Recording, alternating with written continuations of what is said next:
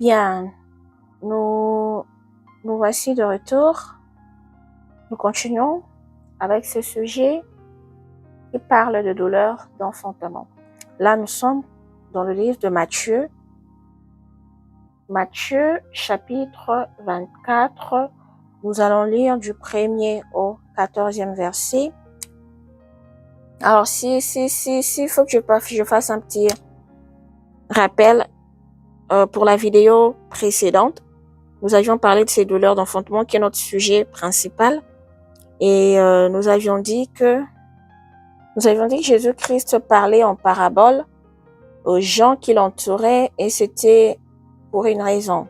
Et nous avions lu cela dans le livre, toujours dans ce livre de Matthieu. Nous avions lu cela. Dans le chapitre 13, nous avions parlé du semeur et des terrains. Et la question lui avait été posée par ses disciples et il avait répondu, il avait donné la raison sur laquelle il parlait aux gens en parabole. Alors, si vous voulez avoir plus d'informations sur ça, vous pouvez retourner dans la vidéo précédente et vous le verrez là-bas. Alors, ici, nous continuons ici et nous allons découvrir avoir la révélation, je veux dire, de ces douleurs d'enfantement. Qu'est-ce qu'elles représentent pour nous? Qu'est-ce qu'elles représentent pour ces temps de la fin? Bien, nous allons lire le titre de ces chapitres. Ici, il s'agit du discours sur le mont des Oliviers, destruction de Jérusalem et avènement du Fils de l'homme. Que disent les Écritures? Comme Jésus s'en allait, au sortir du temple, ses disciples s'approchèrent pour lui en faire remarquer les constructions. Mais il leur dit, « Voyez-vous tout cela? Je vous le dis en vérité, il ne restera pas ici pierre sur pierre qui ne soit renversée. » Il s'assit sur la montagne des Oliviers et les disciples vinrent en particulier lui poser cette question. D'abord, avant de continuer, s'il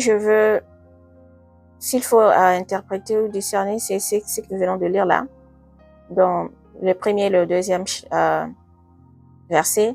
Ici, les disciples voulaient faire remarquer à Jésus, la beauté, la construction, de tout ce qu'il y avait.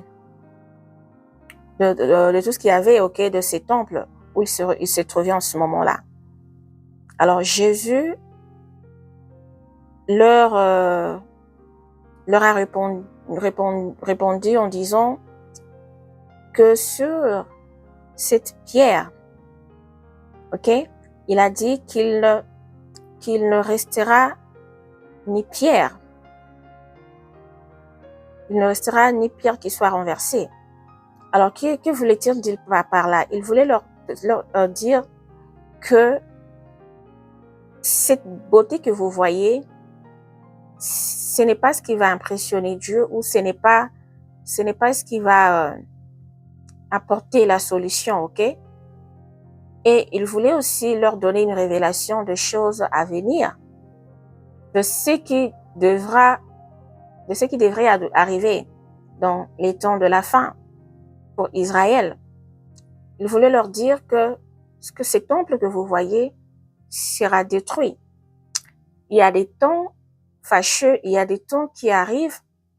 Tout ce que vous voyez n'existera plus. Tout ce que vous voyez là devant vous sera détruit. Donc, il y a des événements qui doivent arriver. Il y a des choses qui doivent arriver. Et ce que vous voyez disparaîtra. Parce qu'il y a des choses, des événements qui vont arriver. Donc, il y a des troubles. Il y a des troubles, il y a des affrontements, il y a toutes ces choses. Si on peut parler des guerres ou des conflits, donc tout ce qui viendra dans le pays, qui viendra pour s'aimer du trouble, pour s'aimer la destruction. Donc, Ne soyez pas impressionnés par cette beauté ou ne pensez pas que cela restera là pour toujours, car il y a des choses qui doivent prendre place dans les jours à venir. Donc voilà ce qu'il voulait dire par là. Alors nous continuons, la parole dit, il s'assit sur la montagne des Oliviers et les disciples vinrent en particulier lui poser cette question.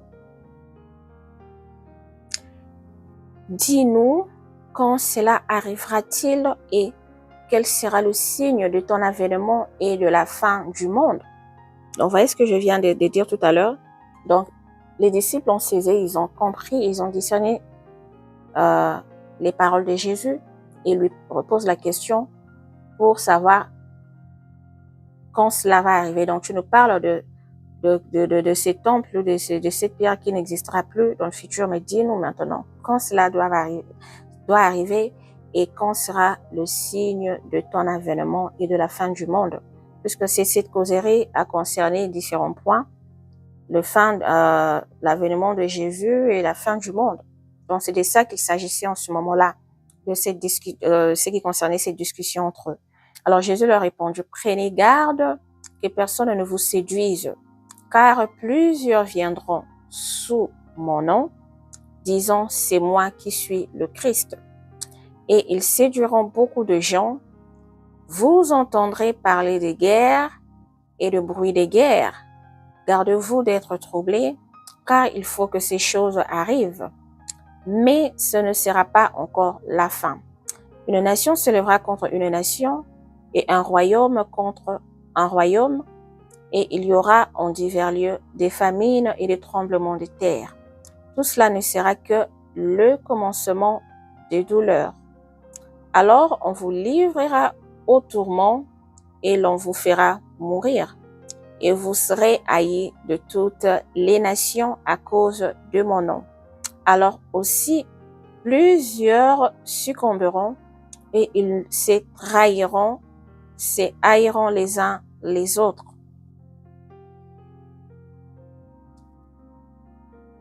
Plusieurs faux prophètes s'élèveront et ils séduiront beaucoup de gens. Et parce que l'iniquité se sera accrue, l'amour du plus grand nombre se refroidira. Mais celui qui persévérera jusqu'à la fin sera sauvé. Cette bonne nouvelle du royaume sera prêchée dans le monde entier pour servir de témoignage à toutes les nations,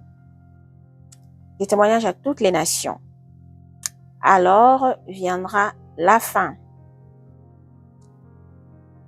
Voyez-vous, nous venons de le lire, donc il s'agit ici de quelques événements qui doivent arriver en ces temps de la fin avant l'avènement de Christ, que lui-même interprète ici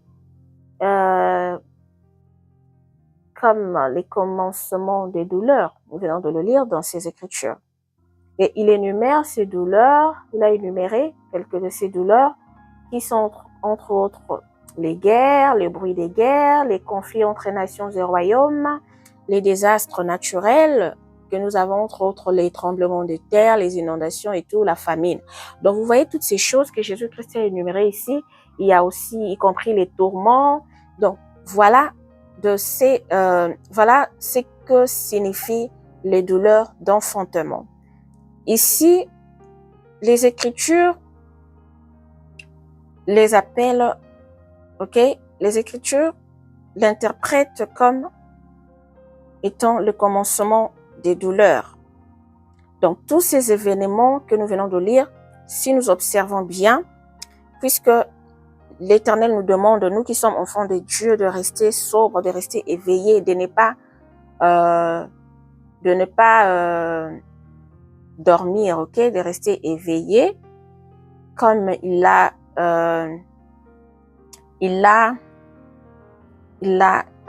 si bien dit ou interprété dans la parabole des 10 vierges. C'est dans ce livre de Matthieu, je pense dans le chapitre 25, qui est juste là à côté. Matthieu chapitre 25, vous voyez là la parabole des 10 vierges. Donc ici, les Écritures, l'Éternel nous demande, nous recommande d'observer ces temps de la fin.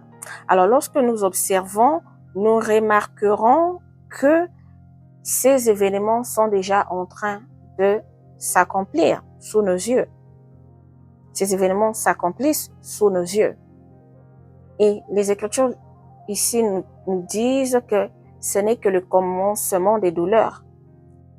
On parle des commencements des douleurs. Donc, s'il faut illustrer cela sous forme d'une, comme je l'avais dit dans la vidéo précédente, une mère qui est enceinte, qui veut enfanter son enfant, vous voyez, les douleurs commencent petit à petit, et puis elles finissent par augmenter jusqu'à ce que l'enfant va naître. Alors, lorsque les douleurs sont au commencement, vous voyez, ces douleurs sont au commencement, mais elles ne sont pas encore, comment dire, augmentées, ok? Elle va s'accroître plus tard et elle deviendra très tendue, et c'est lorsque cette peine augmente et que la femme n'en peut plus, et là, c'est là maintenant que l'enfant veut naître. Mais voyons tous ces événements décrits ici dans les Écritures, on nous dit que ce n'est que le commencement des douleurs. Alors, nous observons ce qui se passe tout autour de nous et nous comprenons que nous traversons tous ces événements. Nous parlons des douleurs d'enfantement parce que ces points font partie de ces temps de la fin. Alors, rappelons-nous toujours que nous sommes dans un enseignement qui parle des temps de la fin, ok, et de leurs événements. Alors, c'est quoi ces tourments dont les Écritures nous parlent ici? Lorsque les Écritures nous disent que vous serez livrés aux tourments, c'est ici, vous serez, alors on vous livrera aux tourments et l'on vous fera mourir et vous serez haïs de toutes les nations à cause de mon nom. Alors, les tourments ici, puisqu'il s'agit de notre Jésus-Christ, nous savons qu'il y a une guerre entre les ténèbres et la lumière. Alors, tous ceux-là qui sont appelés enfants de Dieu, les saints, les fidèles, les appelés, les élus et tout le monde, donc vous comprenez que tous passeront sous le feu. Tous passeront devront expérimenter ces épreuves. Mais ce que nous devons retenir est que nous ne serons pas seuls. S'il faut traverser le feu, nous le traverserons tous ensemble à cause de ce nom, de ce roi que nous avons accepté dans notre vie qui est Jésus-Christ. Et la parole dit ici que vous serez haïs de toutes les nations à cause de son nom. Donc vous comprenez que c'est d'abord une bataille spirituelle et puis qui vient prendre la forme physique. Donc il y a des choses que nous allons vivre comme ça qui doivent prendre place et c'est inévitable. C'est des choses qui doivent prendre place puisque c'est une prophétie qui est dans la Bible. Ce que nous lisons là, c'est en fait une prophétie qui doit prendre place. Alors, parmi ces tourments, déjà, nous voyons ici qu'il s'agit de fidèles qui seront mis à mort. Ok, il y a de ceux qui perdront leur vie à cause de Jésus, qui seront haïs des nations à cause de ce nom, qui est le nom de Jésus. Et on dit alors plusieurs succomberont et ils se trahiront. Ils se trahiront. Donc, il y aura de ceux qui succomberont pendant cette bataille. Et de ceux qui garderont la tête haute. Et de ceux-là qui se trahiront, c'est-à-dire qui perdront la vérité, qui seront éloignés, qui seront désorientés, perdus, emportés par le vent de ce monde, qui accepteront l'autre camp, qui se trahiront, ok? Et qui se haïront les uns les autres. Parce que lorsque vous avez Jésus dans votre vie, vous n'êtes pas appelé à haïr. Donc, vous êtes censé avoir de l'amour pour votre prochain. Mais ceux qui se trahiront seront ceux qui seront manipulés, corrompus, ok? Ceux qui rejetteront la vérité. Donc, voilà. Et parmi ces tourments, il y a aussi, si nous devons prendre l'aspect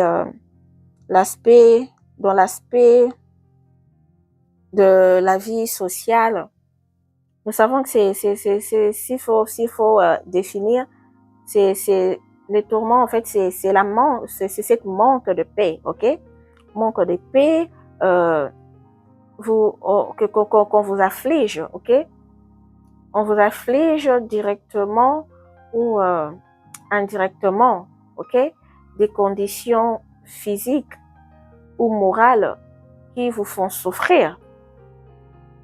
Ok, il y a des inquiétudes ou tracasseries sur plusieurs plans, ok, dans la vie normale, même s'il faut regarder comment certains peuples vivent dans leur pays, voir comment leur gouvernement évolue, comment ils sont traités par leurs chefs. Et vous voyez qu'il y a des inquiétudes ou des tracasseries que ces peuples subissent, qu'ils expérimentent, ok? Des épreuves qu'ils expérimentent sur le plan économique, social, sur le plan de la santé, sur le plan psychologique. Et vous voyez un peu. Alors, tout ça là font partie des tourments. On peut prendre un exemple, par exemple, de l'exemple des virus, des trucs pareils qui surgissent comme ça là de nulle part et qui viennent frapper un certain peuple, une certaine nation.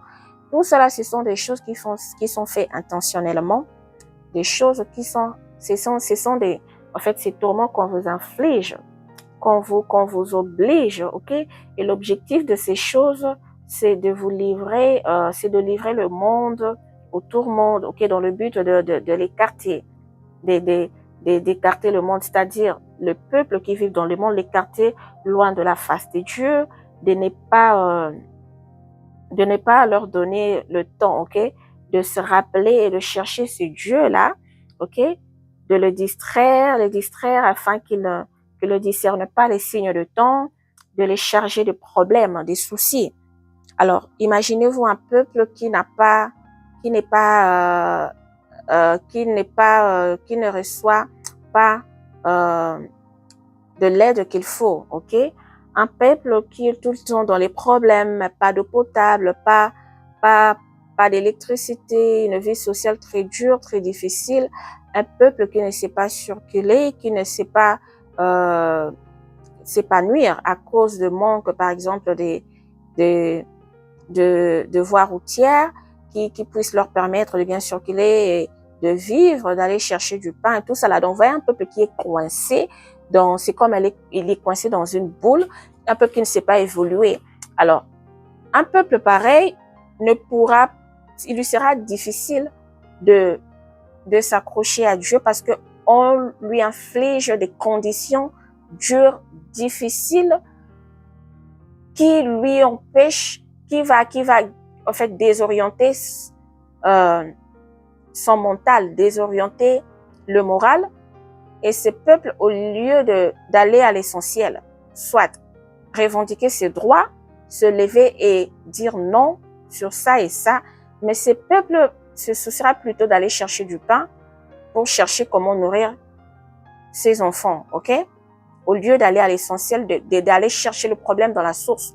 Donc, vous voyez, ce sont des choses qui sont préméditées, des choses qui sont faites intentionnellement, si je peux dire comme ça, dans le but de vous infliger, ok, tous ces tourments, de vous mettre dans des conditions qui ne va pas vous donner cette force de comprendre. En fait, c'est un système, hein, c'est vraiment un système. Alors, si j'ai soulevé ce point, c'est juste pour nous aider à comprendre de quel tourment dont il s'agit. Il y a plusieurs façons de comprendre ces tourments et ce n'est pas des choses qui sont faites comme ça, qui arrivent comme ça, par hasard, vous levez un bon matin. Non, c'est des choses bien préparées, préméditées, c'est un système. Et le diable fonctionne dans ces choses parce qu'il sait que nous traversons des temps difficiles. Il ne voudra pas que le peuple puisse prendre conscience, qu'il comprenne les saisons que nous traversons. Alors, tout ça fait partie de ces tourments, de ces douleurs d'enfantement. Alors, lorsque nous revenons ici dans les Écritures, quand la parole dit ici, alors Dieu a décrit tous ces tourments, ces douleurs, et vous comprenez qu'ici, Jésus-Christ dit que ce n'est que le commencement des douleurs.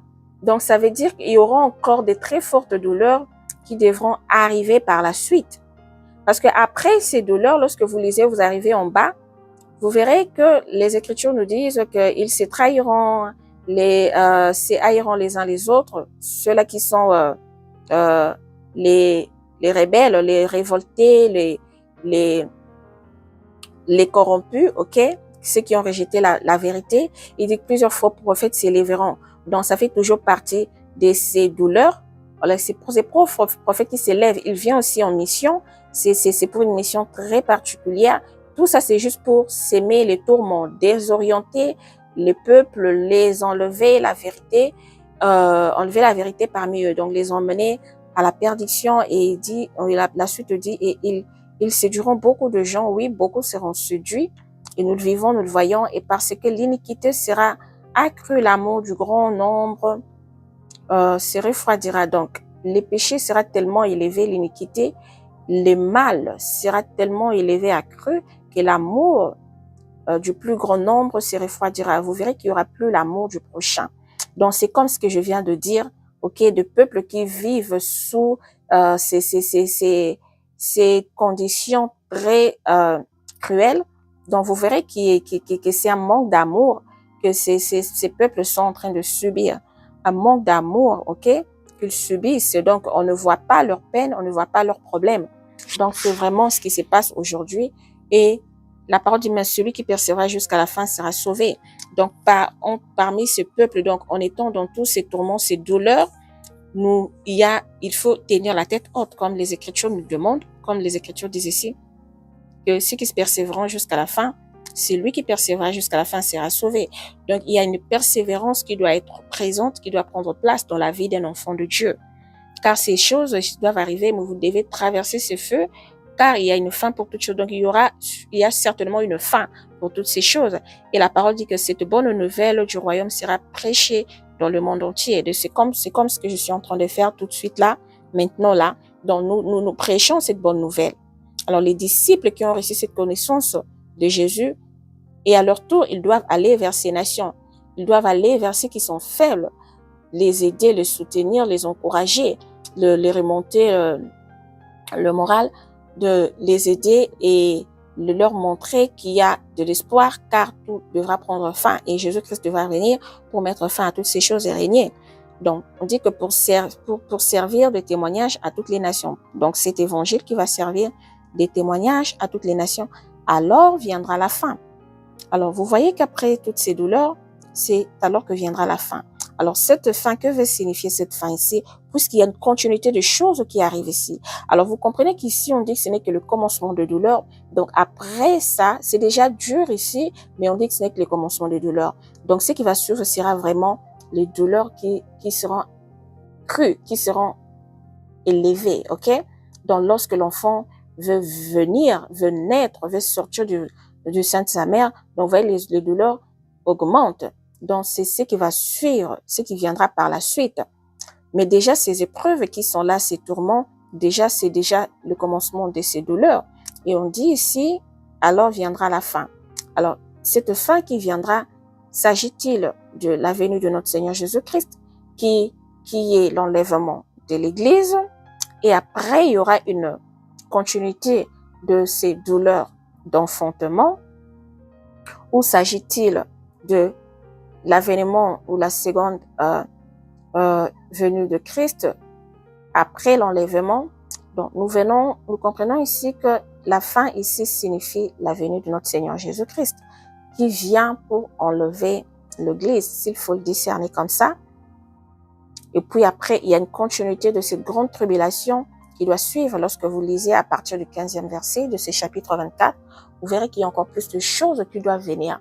Donc ici, vous voyez qu'à partir de là, vous allez voir qu'il y a l'apparition maintenant de la bête qui vient siéger, qui vient faire sa mission. Alors, sa mission a une durée bien déterminée dans les Écritures, nous allons le voir, ok? Pendant ces temps, il doit régner. Et là, il y aura déjà l'absence de l'Église sur la terre. Donc, voyez-vous un peu ce qui se passe ici? Alors, ces Écritures, si vous voulez, vous pouvez lire.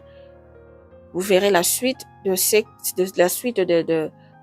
événements à partir du 15e jusqu'à la fin de ces chapitres.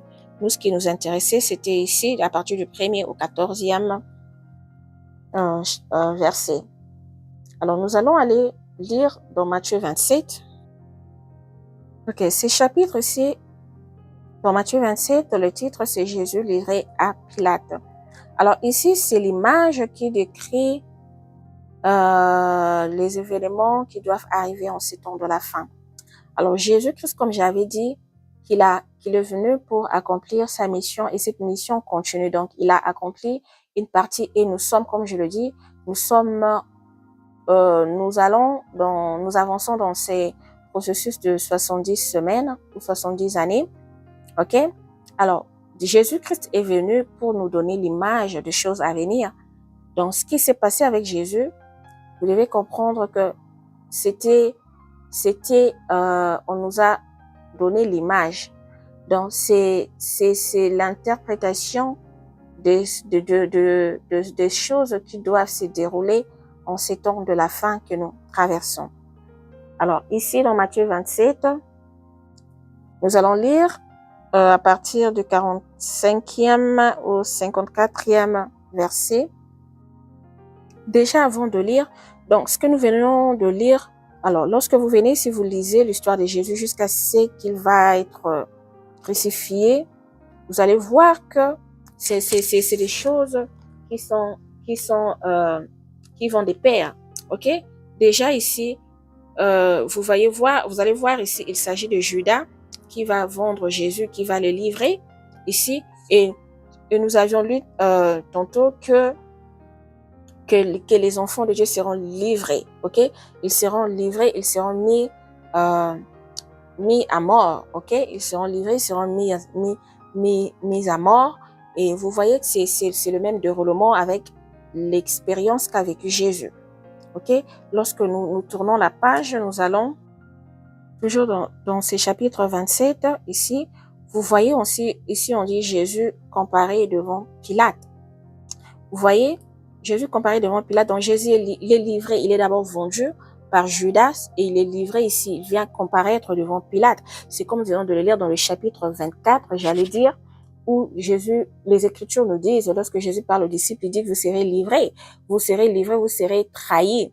Donc vous voyez que ce sont les mêmes scénarios qui se répètent, qui vont se répéter dans ces temps de la fin que nous vivons. Et ce sont les mêmes choses que Jésus-Christ a vécues en son temps.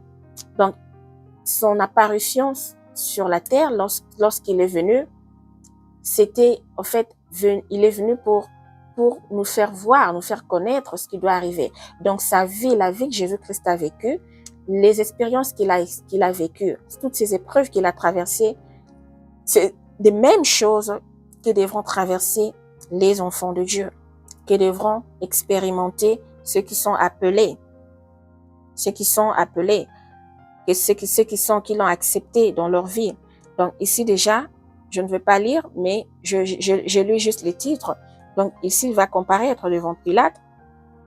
Et on voit qu'entre Jésus et Barabbas, on voit qu'ici, c'est l'histoire qui va continuer. Si vous lisez, vous allez comprendre que Jésus-Christ a été livré et Barabbas a été acquitté, donc il a été libéré. Dans le monde, en ce temps-là, a choisi le mal et a rejeté le bien, a choisi le mensonge et a rejeté la vérité. Donc c'est de la même chose, ce qui se passe aujourd'hui, en ces temps de la fin.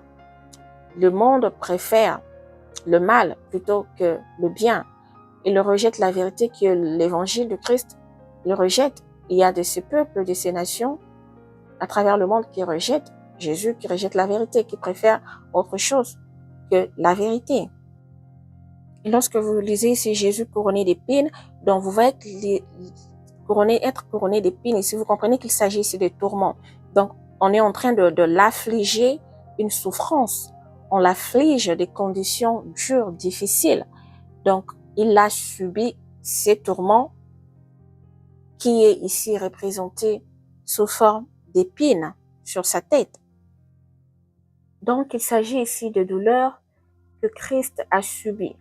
Ok, des douleurs qui sont l'image de douleurs à éprouver dans ces temps de la fin. Ok, Christ, il a été emmené devant Caïphe et le Sanhédrin qui sont des souverains sacrificateurs des scribes. Et puis il a été livré à Pilate, et Pilate qui va l'emmener comparaître devant le peuple et demander leur volonté, puisque Pilate, quelque part, il ne se sentait pas vraiment intéressé dans cette histoire parce qu'il ne voyait pas où condamner Jésus. D'où il a été obligé d'aller vers le peuple, parce qu'en ces temps-là, c'était le peuple qui décidait dans certaines situations. Alors Jésus a été comparé avec Barabbas, et le peuple, en ces temps-là, le monde a choisi le mal. Donc ils ont choisi le mal. Il a été couronné d'épines qui représente ici les tourments en ces temps de la fin. Ok, et puis il a été crucifié, mis à mort, ok, ces derniers moments sur la croix avant qu'il ne rende l'esprit.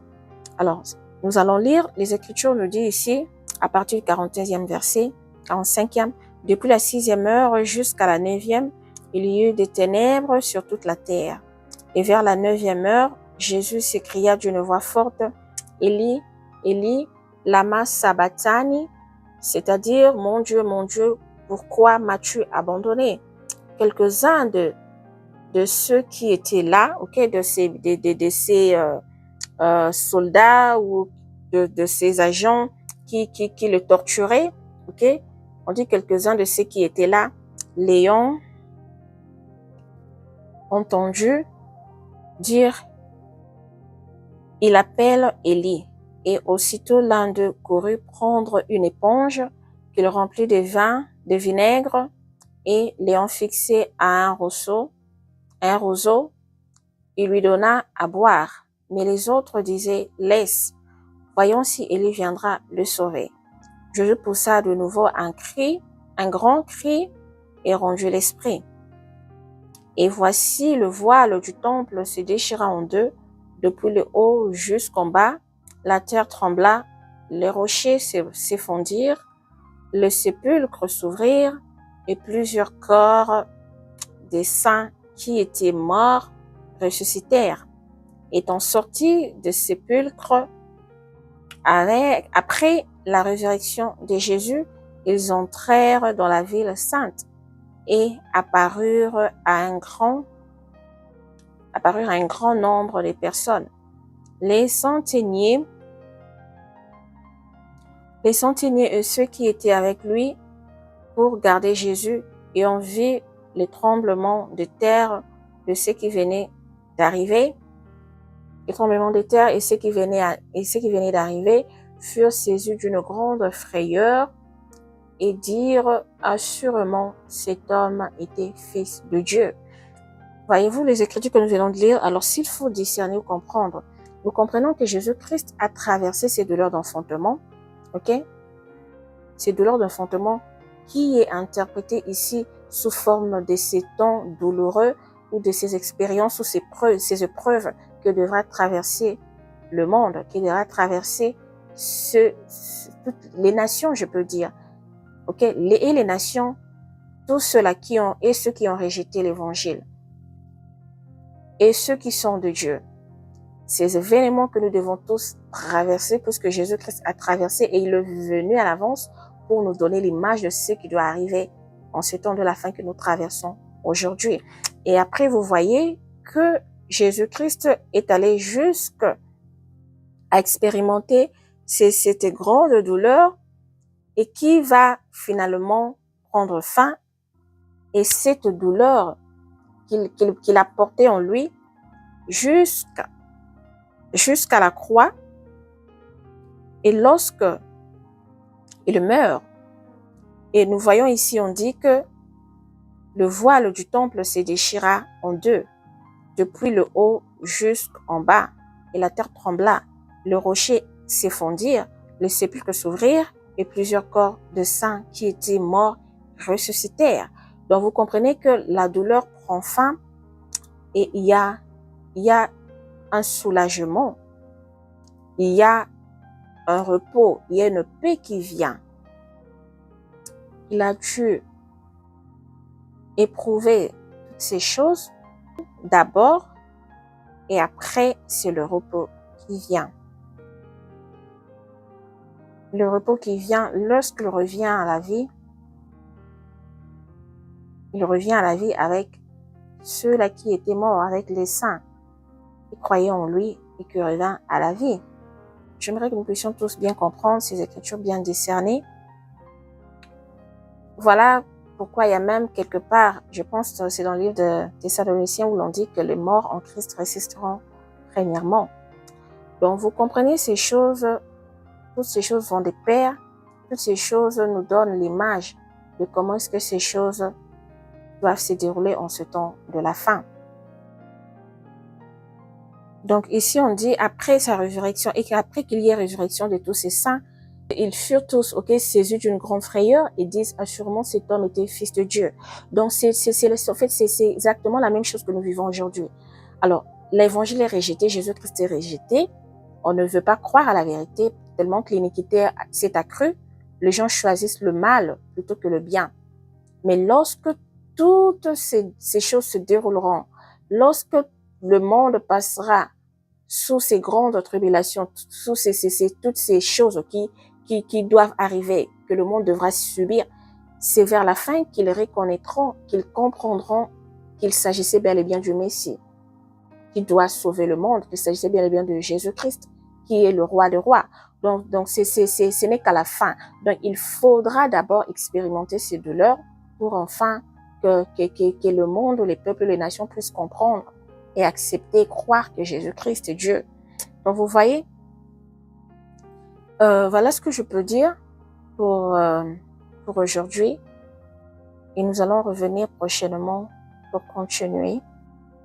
Donc retenons que ces choses devront se dérouler et avant l'enlèvement et après l'enlèvement pour ces peuples ou ces nations qui resteront pour continuer cette marche jusqu'à aller à la grande tribulation. Donc nous vivons cela pour nous qui sommes là, qui persévérons jusqu'à la fin, comme nous l'avions lu dans Matthieu 24, ok? C'est-à-dire lorsque Jésus-Christ revient pour prendre l'église pour l'enlèvement, nous allons vivre notre part, expérimenter notre part. Et c'est ces mêmes choses que devront aussi vivre les nations et les peuples qui resteront sur la terre. Donc voilà ce que je peux dire pour aujourd'hui.